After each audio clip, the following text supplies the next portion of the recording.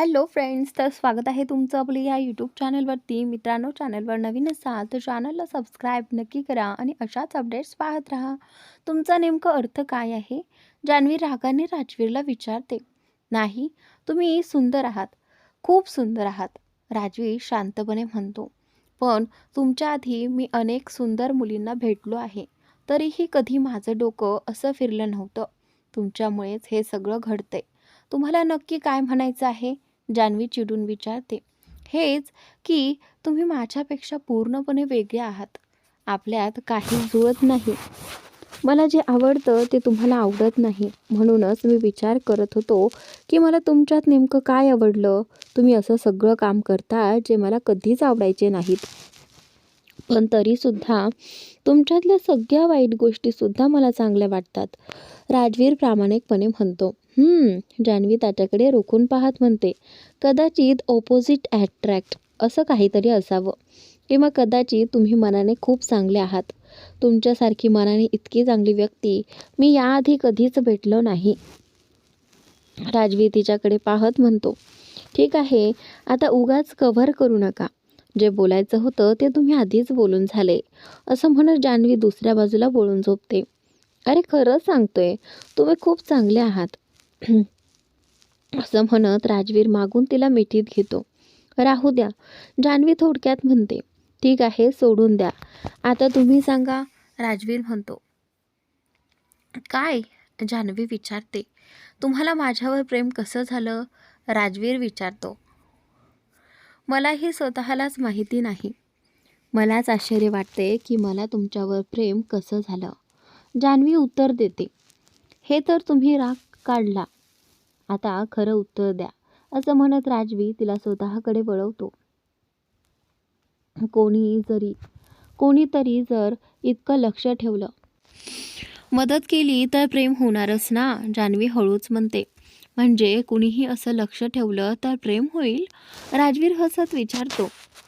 तुमच्यासारखं लक्ष दुसरं कोणी ठेवू शकतं का? आणि दिसायलाही तुम्ही किती हँडसम आहात, जान्हवी म्हणते. अच्छा जी, असं म्हणत राजवीर तिचं नाक आपल्या नाकाला हलकेच घासतो.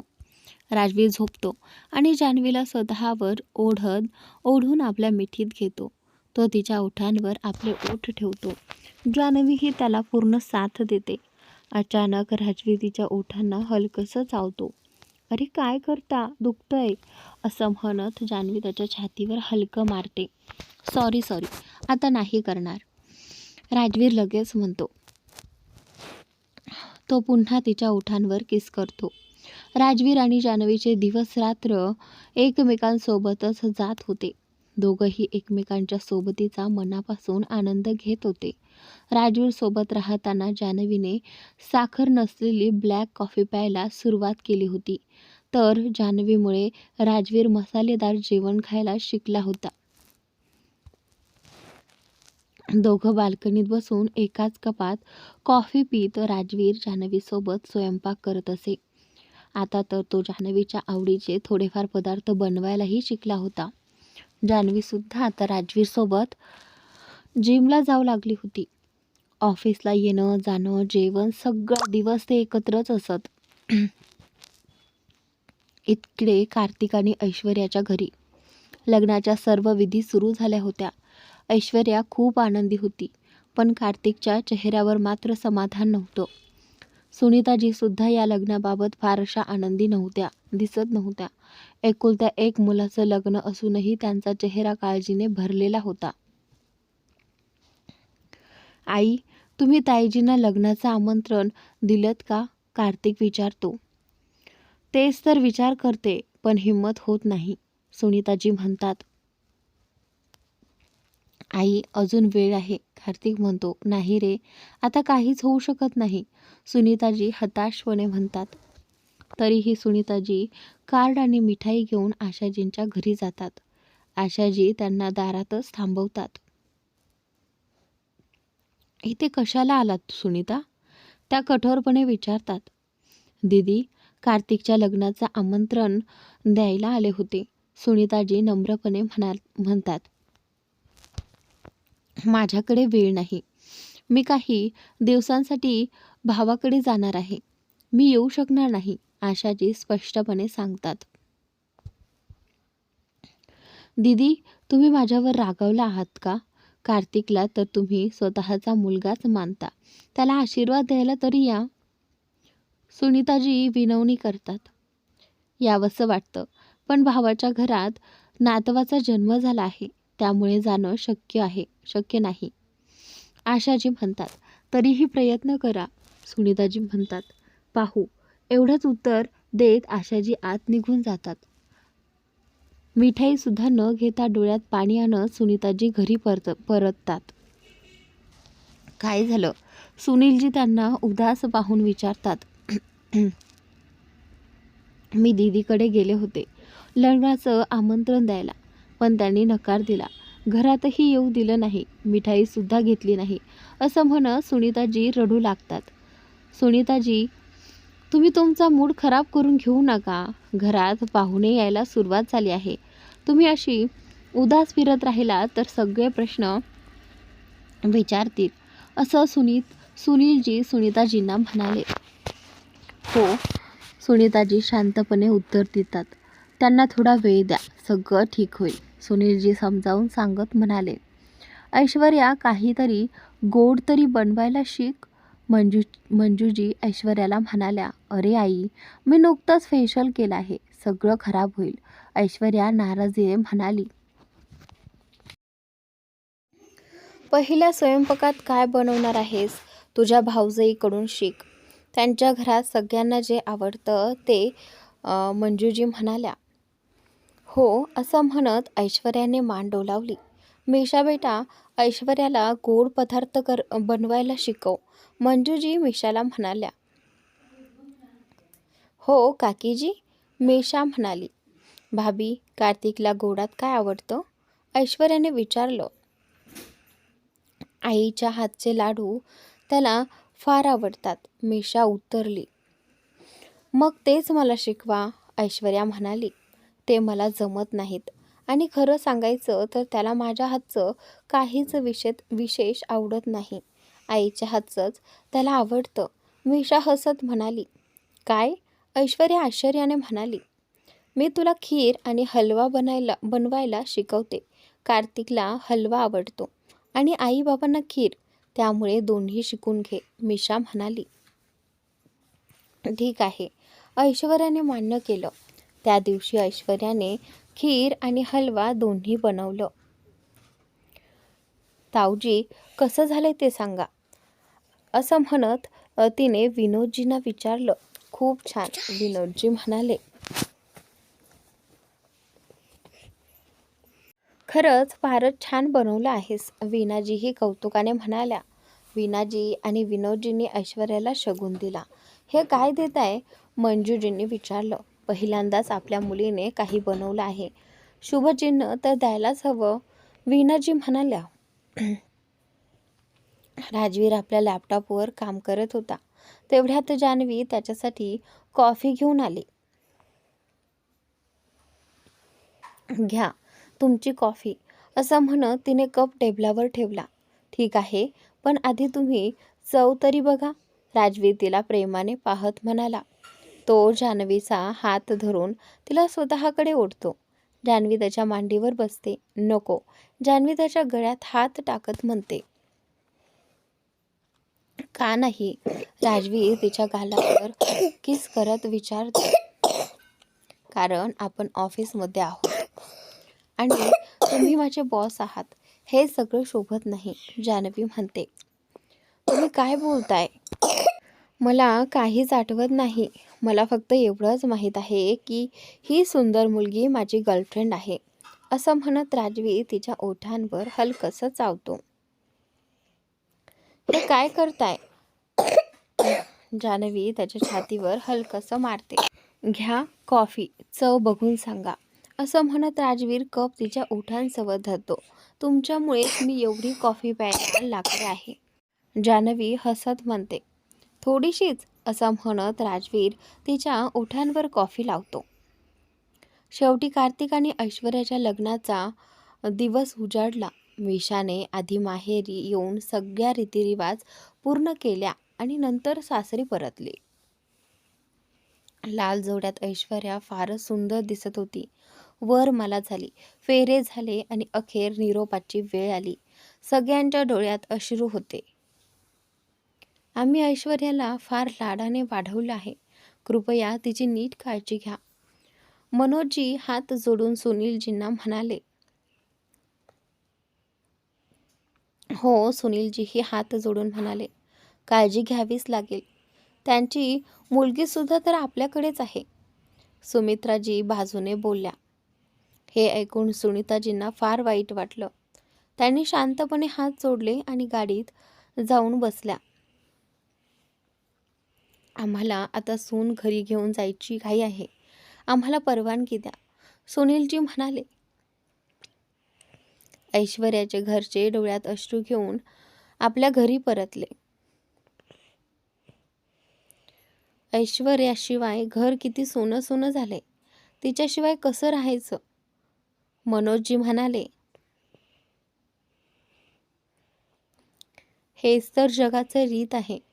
मुली घरी थोड्याच ठेवतात. मी तेव्हाच तुला सांगितलं होतं, अजून एक मूल होऊ दे, पण तू ऐकलंच नाहीस. आज मुलगा असता तर एवढं घर रिकामं वाटलं नसतं. सुमित्राजी म्हणाल्या. बुवाजी, तुम्ही थकल्या असाल. या, मी तुम्हाला तुमच्या खोलीत घेऊन जाते. थोडा आराम करा, वीणाजी म्हणाल्या. हो, मीही थकले आहे, सुमित्राजी म्हणाल्या. सगळे घरी पोहोचले. सुनीताजींनी ऐश्वर्याचं स्वागत केलं. तिचा गृहप्रवेश झाला.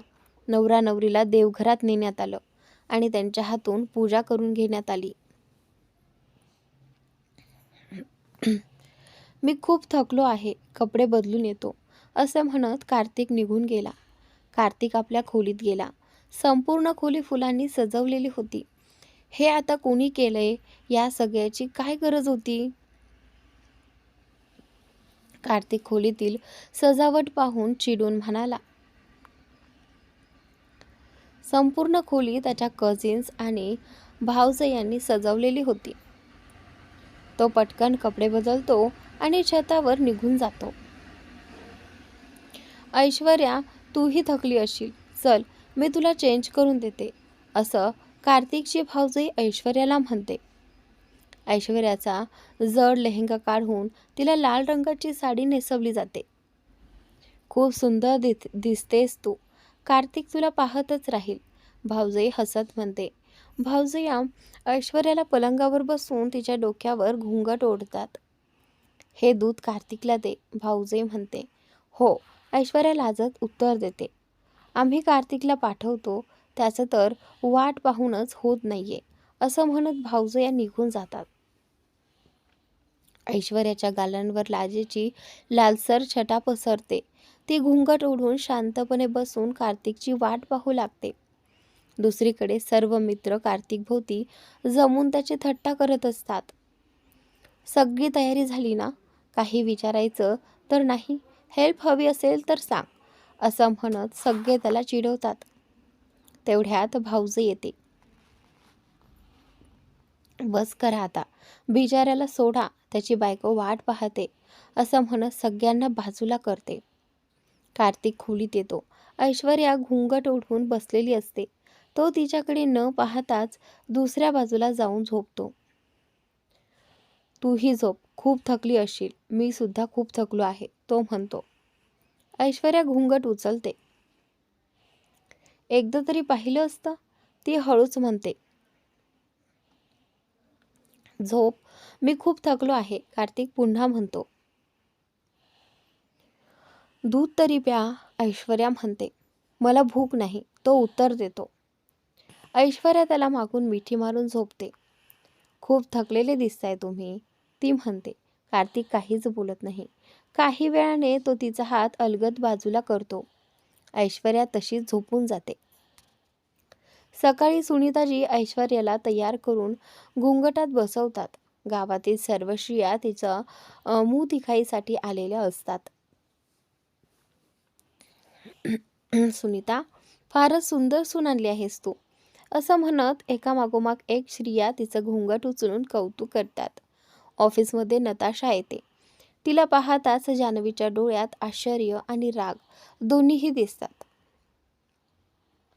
ही पुन्हा आली. आता इथे काय काम आहे हिला? काही दिवसांनी अचानक येतेच कशी? जान्हवी मनातल्या मनात चिडते. आता जाऊन राजवर डोरे टाकणार. या पूर्ण जगात तिलाच माझा बॉयफ्रेंड मिळाला का? इतर मुलं नाहीत का? ती स्वतःशीच पुटपुटते. अरे जान्हवी, तू इथे का बसली आहेस? स्वतःशीच बोलत असल्याचं लक्षात येताच जान्हवी पटकन राजवीरच्या केबिनकडे जाते. राज, तू माझ्या बर्थडेला आला होतास ना, आणि मला न भेटताच निघून गेलास? नताशा विचारते. हो म्हणजे? राजवीर उत्तर देणार इतक्यात जान्हवी केबिनमध्ये येते. तू पुन्हा आलीस? किती वेळा सांगितलंय मी राजच्या केबिनमध्ये असताना इथे येऊ नकोस. नताशा जान्हवीवर ओरडते. इथे तुमचे नियम चालणार नाहीत. मला काम आहे म्हणून आले. जान्हवी ठामपणे म्हणते. काम? मला सगळं माहिती आहे. तुला कोणतं काम आहे ते. काहीही असो, नंतर ये. आता मी राज सोबत आहे. नताशा उपरोधाने म्हणते. राज, तूच हिला सांग. नताशा राजवीरकडे पाहून म्हणते. हो, तुम्ही जाऊ शकता. राजवीर जान्हवीला म्हणतो. हे जान्हवीला अजिबात अपेक्षित नव्हतं. ती आतून हादरते. ऐकलं नाही का? नताशा म्हणते. हो, ऐकलं. जान्हवी रागाने राजवीरकडे पाहत उत्तर देते आणि जोरात पावले टाकत तिथून निघून जाते. तिला काढून का टाकत नाहीस? नताशा राजवीरला विचारते. काय झालं? काही काम होतं तिचं? राजवीर सहजपणे म्हणतो. तू मला भेटलाच नाहीस. लकी सांगत होता की तू आला होतास. नताशा म्हणते. हो, अचानक काम निघालं होतं म्हणून जावं लागलं. राजवीर उत्तर देतो. It's okay, I understand. Natasha म्हणते. हे स्वतःला काय समजतात? मला बाहेर जायला सांगतात, तेही त्या नताशासाठी.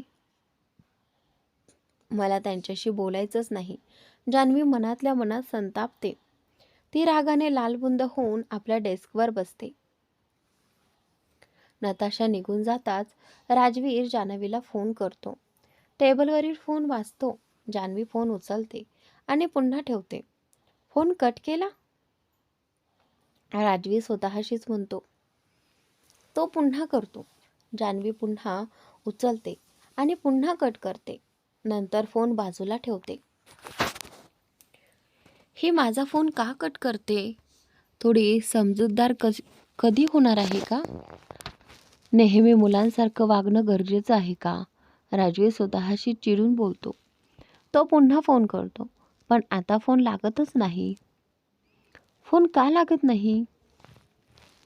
तो पुटपुटतो. जान्हवी मात्र शांतपणे आपलं काम करत असते. राजवीर CCTV मध्ये पाहतो. जान काम करत आहे, पण फोन इंगेज का येतोय? तो विचारात पडतो. राजवीर जान्हवीच्या मोबाईलवर कॉल करतो. जान्हवी बॅगेतून फोन काढते. तो सायलेंट करून पुन्हा बॅगेत ठेवते. माझ्यावर रागावली आहे का? मी असं काय केले? CCTVतून सगळं पाहत राजवीर स्वतःशीच पुटपुटतो. तो आपल्या केबिनमध्ये कॉफी मागवतो आणि पिऊनला सांगतो. मी जान्हवी बाहेर बसल्या असतील, त्यांना आत पाठवा. जी सर, पिऊन उत्तर देतो. मॅडम, सरांनी तुम्हाला आत बोलावलं आहे. पिऊन जान्हवीला सांगतो. हो, मी येते, असं म्हणत जान्हवी उठते. ती राजवीर समोर येते. जणू आत येऊन लगेच निघून जाण्याचाच आव आणते. राजवीर दुसरीकडे वळताच जान्हवी पुन्हा बाहेर येते आणि आपल्या जागेवर जाऊन बसते. जान्हवी अजून आली नाही? राजवीर स्वतःशीच म्हणतो. तो तिची वाट पाहत असतो. ती तर अजूनही तिथेच बसली आहे. पिऊनने सांगितलं नाही का तिला? इतकी सुद्धा काय नाराज होते? फोनही लागत नाही. स्वतः जाऊन बोलावू शकत नाही. काय करू? कसं बोलावू तिला? राजवीर अस्वस्थपणे स्वतःशीच बोलत राहतो. दरम्यान ऐश्वर्याचं लग्न पार पडलं होतं आणि सर्व विधीही पूर्ण झाले होते. मात्र मीशाची अवस्था खूपच खराब होती. मीशाचे पाय प्रचंड सुजले होते. कपडे बदलून मीशा बेडवर येऊन बसते. मीशा, तुमचे पाय तर खूप सुजले आहेत. मी लगेच गरम पाणी आणतो, अर्जुन काळजीने म्हणतो. हो, तो बादलीत गरम पाणी आणतो. मीशा बराच वेळ गरम पाण्यात पाय ठेवून बसते, पण सूज काही कमी होत नाही. द्या, मी मालिश करून देतो, अर्जुन तिचे पाय हातात घेत म्हणतो. नको. मीशा पाय मागे ओढत म्हणते. काय नको? तुमची अवस्था बघितली आहे का? अर्जुन तिला प्रेमाने पण थोडं रागावून म्हणतो. तुम्ही माझ्या पायांना हात लावू नका, मला पाप लागेल. मीशा म्हणते.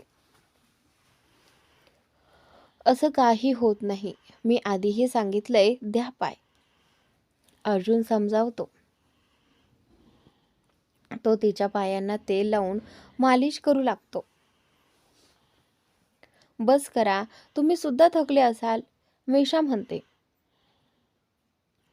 तुमच्या इतकं काम मी केलेलं नाही. मी आधीच सांगितलं होतं, स्वतःची काळजी पण घ्या, पण तुम्ही कुठे ऐकता, अर्जुन म्हणतो. मी ठीक आहे, थोडी विश्रांती घेतली की सकाळपर्यंत बरी होईल, मीशा शांतपणे म्हणते. ठीक आहे, आता झोपायचा प्रयत्न करा, अर्जुन म्हणतो. मीशा झोपते, पण थोड्याच वेळात ती अचानक उठून वॉशरूमकडे धावते. काय झालं मीशा, तुम्ही ठीक आहात ना? अर्जुन तिच्या मागे जात विचारतो. थोड्या वेळाने मीशा बाहेर येते. काय झालं, अर्जुन विचारतो. काही नाही, लग्नामुळे खूप बाहेरचं खाल्लं ना, त्यामुळे असं वाटतंय, मीशा उत्तर देते. हे कधीपासून होतंय? तुम्ही मला सांगितलंच नाही, अर्जुन काळजीने म्हणतो. काही दिवसांपासून उलट्याही होत आहेत, मीशा म्हणते. आणि तुम्हाला मला सांगायचीही गरज वाटली नाही, अर्जुन विचारतो. अर्जुन नाराजीने म्हणतो. लग्नात सगळेच बिझी होते, म्हणून मी काही बोलले नाही, मीशा हळूच म्हणते. अर्जुन मीशाला उचलून बेडवर झोपवतो. उद्या सकाळी सगळ्यात आधी डॉक्टरांकडे जाऊ,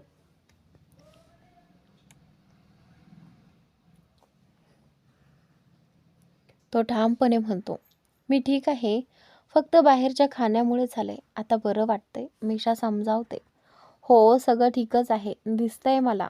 आता गप्प झोपा, मला तुमच्याशी अजिबात बोलायचं नाही, अर्जुन रागावल्यासारखा म्हणतो. थोड्याच वेळात दोघे झोपून जातात. अर्जुन अजून झोपेत असतानाच मीशा उठून तयार होत असते. चुड्यांचा आवाज ऐकून अर्जुनची झोप उठते. तो उठून बसतो. तुम्ही उठलात? तो विचारतो. हो, मीशा म्हणते. पण का? अर्जुन पुन्हा विचारतो.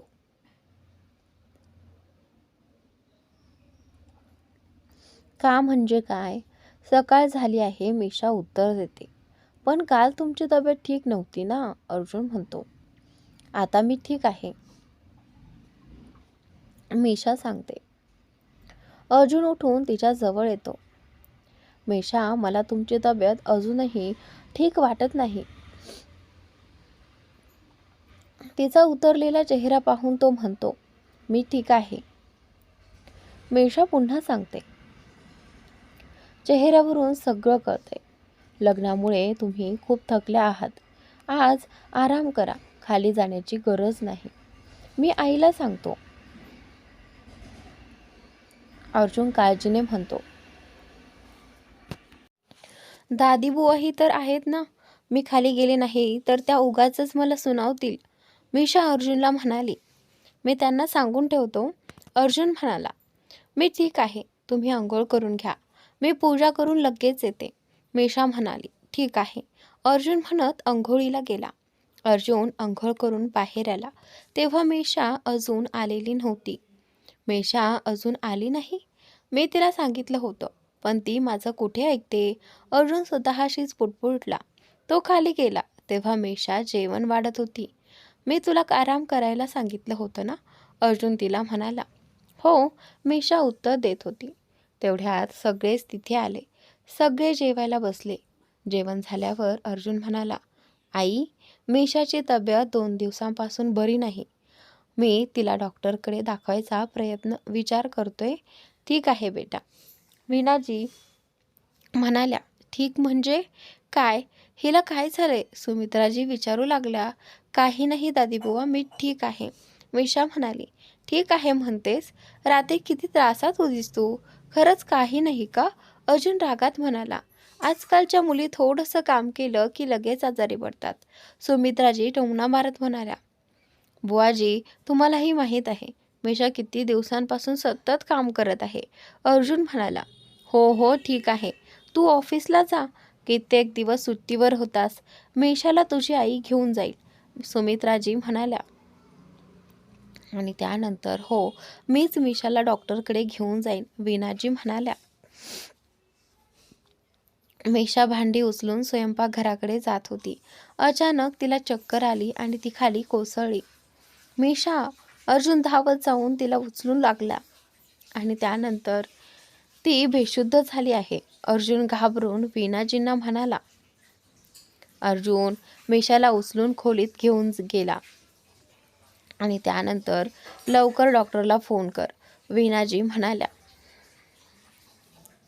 हो आई म्हणत अर्जुनने लगेचच डॉक्टरला फोन लावला. मीशाचं शरीर थंड पडलेलं होतं. थोड्याच वेळात डॉक्टर आले. त्यांनी मीशाच्या चेहऱ्यावर पाणी शिंपडलं. मीशाला शुद्ध आली. तू ठीक आहेस ना मीशा? अर्जुन काळजीने विचारत होता.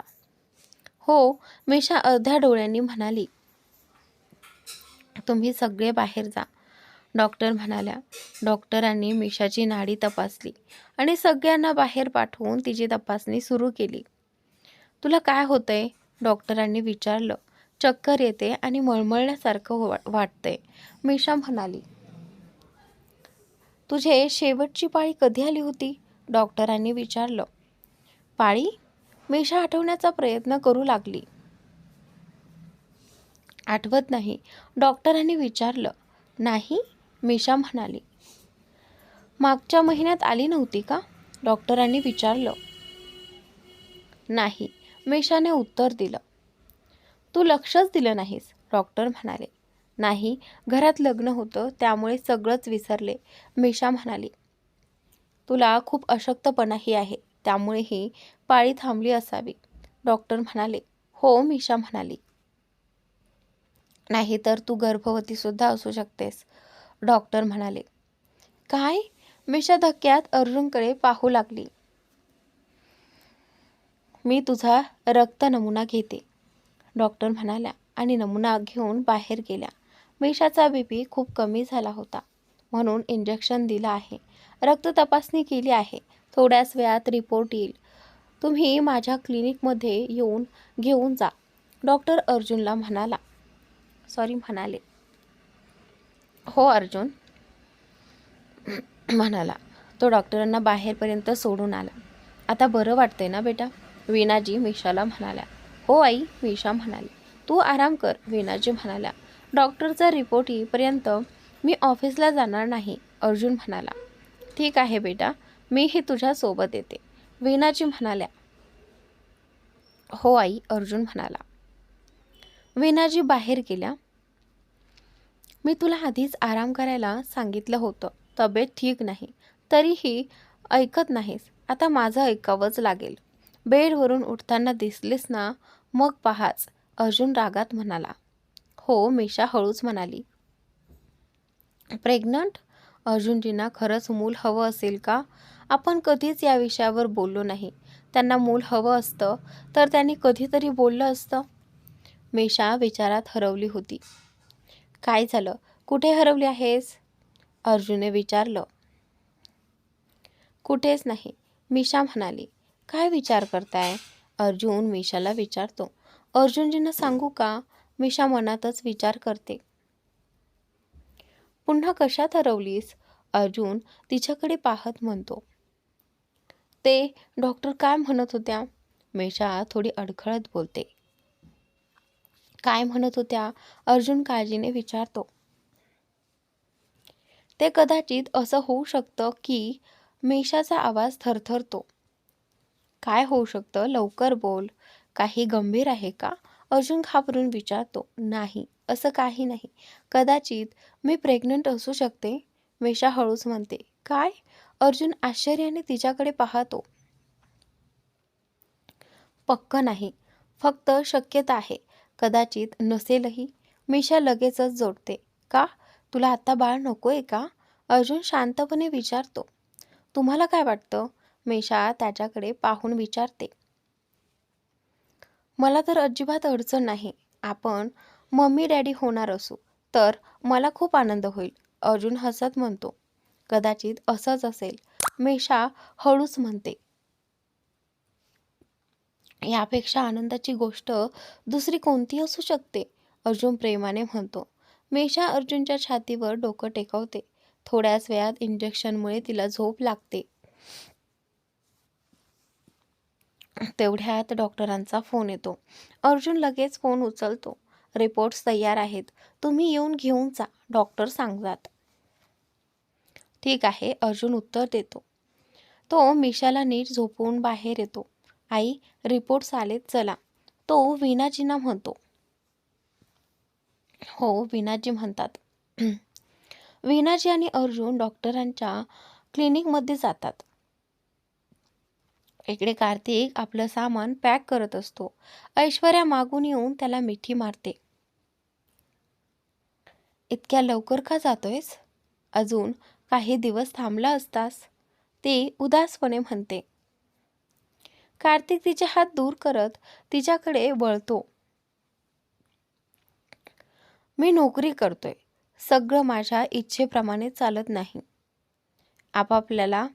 आपल्याला भेटून अजून 2च दिवस झालेत, नीट बोलायलाही वेळ मिळाला नाही, ऐश्वर्या म्हणते. आयुष्यभर बोलायला वेळ आहे, आता मला उशीर होतोय, कार्तिक थोड्या कडक आवाजात म्हणतो.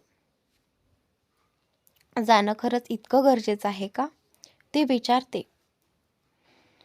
हो, खूप, तो थोडक्यात उत्तर देतो. तो बॅग उचलून बाहेर येतो. आई, मी निघतो, म्हणत तो सुनीताजींचे पाय धरतो. ऐश्वर्याला सोबत नाही नेत? सुनीताजी विचारतात. तिचे एक्झाम्स आहेत, तिला कसं नेऊ? कार्तिक म्हणतो. ठीक आहे, स्वतःची काळजी घे, सुनीताजी सांगतात. हो म्हणत कार्तिक बाहेर पडतो. समोरून सुनीलजी येतात, पण कार्तिक त्यांच्या पायांना हात न लावता निघून जातो. बाप लेकात किती दुरावा निर्माण झाला आहे. कार्तिक अजूनही बाबांवर खूप नाराज आहे.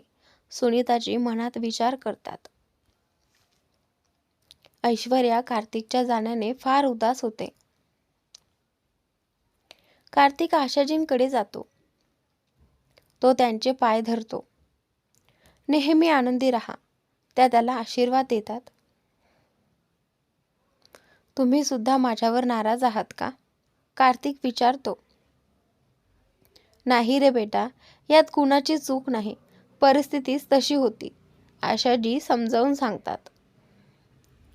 मी शहरात जातोय, तुम्हाला किंवा जान्हवीला काही पाठवायचं आहे का? तो विचारतो. नाही बेटा, आता तुझं लग्न झालंय, तिच्याशी संपर्क ठेवू नकोस, लोक चुकीचा अर्थ काढतील, आशाजी डोळ्यात पाणी आणत म्हणतात.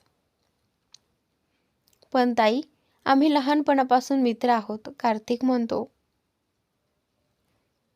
गावातल्या लोकांचा स्वभाव तुला माहिती आहे. माझ्या मुलीला अजून त्रास देऊ नकोस, आशाजी हळू आवाजात म्हणतात. ठीक आहे, कार्तिक म्हणतो.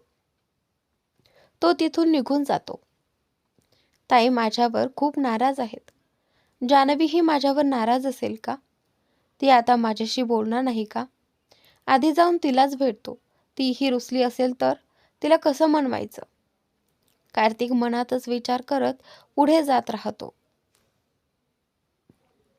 या बसा, डॉक्टर अर्जुन आणि वीणाजींना सांगतात. तसं पाहिलं तर ही आनंदाची बातमी आहे. आनंदाची? वीणाजी आश्चर्याने विचारतात. हो, मीशा प्रेग्नंट आहे, डॉक्टर सांगतात. काय? वीणाजी आनंदाने म्हणतात. पण डॉक्टर पुढे म्हणतात. पण काय डॉक्टर? अर्जुन काळजीने विचारतो. मीशा 2 महिन्यांची गरोदर आहे आणि तिला याची कल्पनाच नव्हती. सतत धावपळ करत राहिल्यामुळे तिचं हिमोग्लोबिन कमी आहे. शरीर खूप अशक्त आहे. त्यामुळे ही प्रेग्नन्सी थोडी कॉम्प्लिकेटेड असू शकते. तुम्हाला तिची खूप काळजी घ्यावी लागेल, डॉक्टर समजावून सांगतात. नक्की डॉक्टर, वीणाजी म्हणतात. अर्जुन आणि वीणाजी घरी परततात. काय झालं वीणा? सुमित्राजी विचारतात. बुवाजी, मीशा आई होणार आहे, वीणाजी आनंदाने सांगतात. ती सांगत असते. अभिनंदन, तू आजी होणार आहेस, सुमित्राजी वीणाजींना सांगतात. मी आधी जाऊन तिची नजर उतरवते, असं म्हणत वीणाजी मीशाच्या खोलीकडे जातात. मीशा गाढ झोपलेली असते. तिला झोपेतून उठू नये म्हणून वीणाजी शांतपणे परत येतात. अर्जुन मीशाच्या शेजारी बसतो आणि तिच्या गालावर हलकेच चुंबन घेतो. मीशाची झोप मोड होते. सॉरी, सॉरी तुला उठवलं, अर्जुन हळूच म्हणतो. नाही, मीशा उत्तर देते. अर्जुन मीशाच्या पोटावर हात ठेवत प्रेमाने चुंबन घेत म्हणतो. कशी आहेस आता होणारी मम्मी? काय? मीशा आश्चर्याने विचारते. रिपोर्ट्स आले आहेत, अर्जुन हसत सांगतो. हे ऐकताच मीशा अर्जुनला घट्ट मिठी मारते. आता तुला स्वतःची खूप काळजी घ्यावी लागेल, अर्जुन प्रेमाने म्हणतो. हो, माझी काळजी घ्यायला तुम्ही आहातच ना, मीशा हसत म्हणते. अगदी नक्की, अर्जुन तिचे केस कुरवाळत उत्तर देतो. तेवढ्यात वीणाजी येऊन मीशाची नजर उतरवतात. अर्जुन घरातलं सामान खालील खोलीत हलवायला लागतो. हे काय करताय? मीशा विचारते. आजपासून आपण या खोलीतच राहणार आहोत, अर्जुन सांगतो. का? आपली खोली तर वर आहे ना, मीशा विचारते. तेच तर, खोली वर आहे आणि आता तुला जिने चढणं मना आहे म्हणून आपण खालीच राहू, अर्जुन शांतपणे समजावतो. अर्जुन वरच्या खोलीतून स्वतःचं आणि मीशाचं सामान खाली आणत असतो. मीही थोडी मदत करते, मीशा म्हणते. नको, तू फक्त आराम कर, तुला काहीही करायचं नाही, अर्जुन ठामपणे सांगतो. स्वयंपाकघरात सुनीताजी जेवण बनवत असतात. ऐश्वर्या तिथे येते. मी काही मदत करू का? ऐश्वर्या विचारते. नको बेटा, सगळं जवळजवळ झालंय, सुनीताजी म्हणतात. मी करेन ना, ऐश्वर्या आग्रह करते. तू आराम कर, सुनीताजी म्हणतात. मी सकाळपासून आरामच करते, मला करू द्या ना, ऐश्वर्या म्हणते. ठीक आहे, हे कांदे काप, सुनीताजी सांगतात. हो, असं म्हणून ऐश्वर्या कांदे कापायला लागते. अचानक चाकू तिच्या हाताला लागतो. आ, ती वेदनेने ओरडते. राहू दे, तुझ्याकडून होणार नाही, मीच करते, सुनीताजी म्हणत तिच्या हातातून चाकू घेतात. हे ऐकून ऐश्वर्याच्या डोळ्यात पाणी येतं.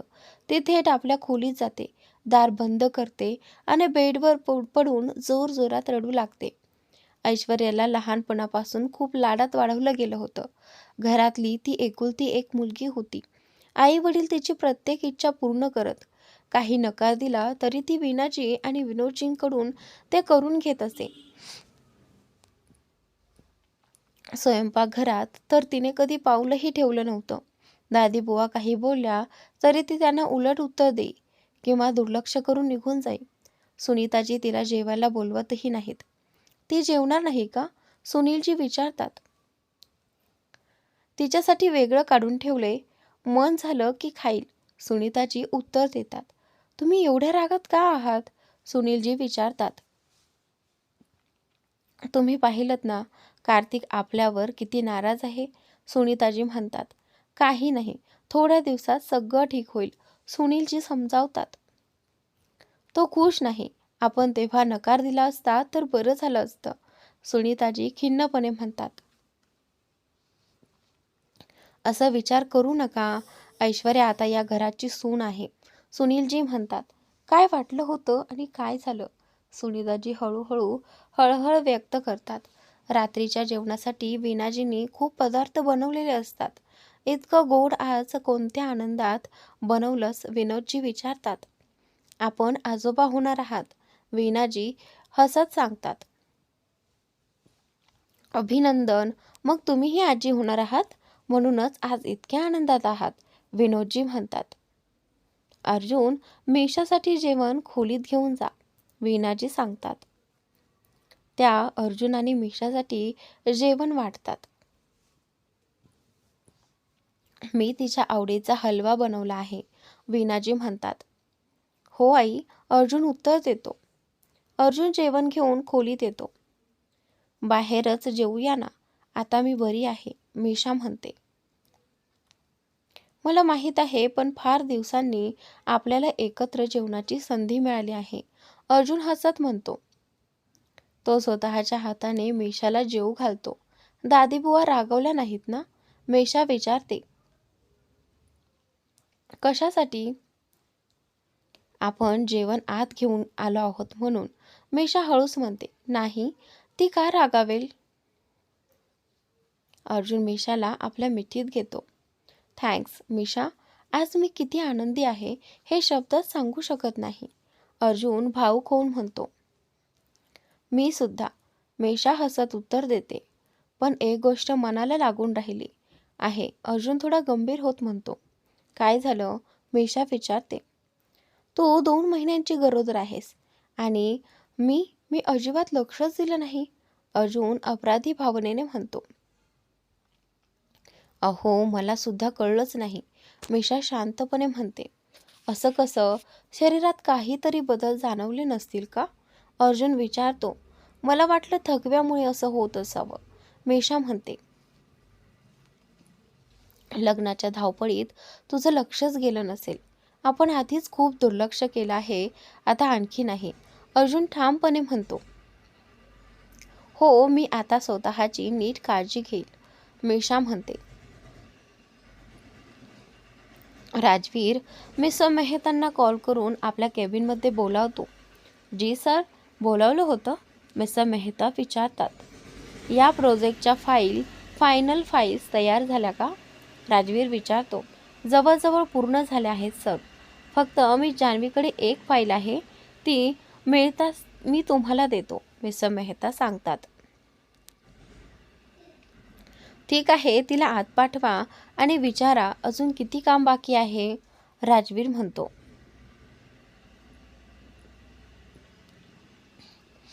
जी सर म्हणत मिस मेहता बाहेर जातात.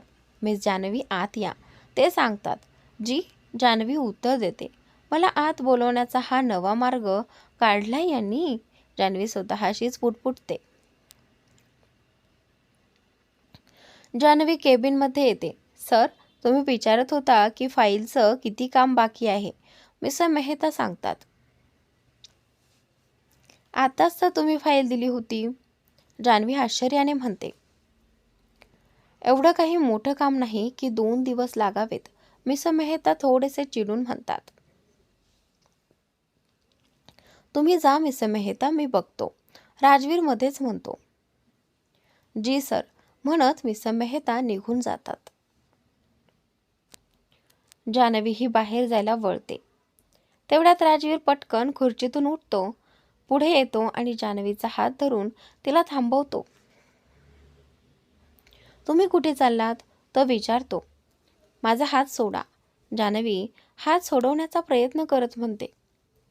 नाही सोडणार, मी किती वेळा बोलावतोय, तरी तुम्ही आत का येत नव्हतात? राजवीर थोडा चिडून म्हणतो. मला कुणी बोलावलं नव्हतं, जान्हवी ठामपणे म्हणते. खरंच?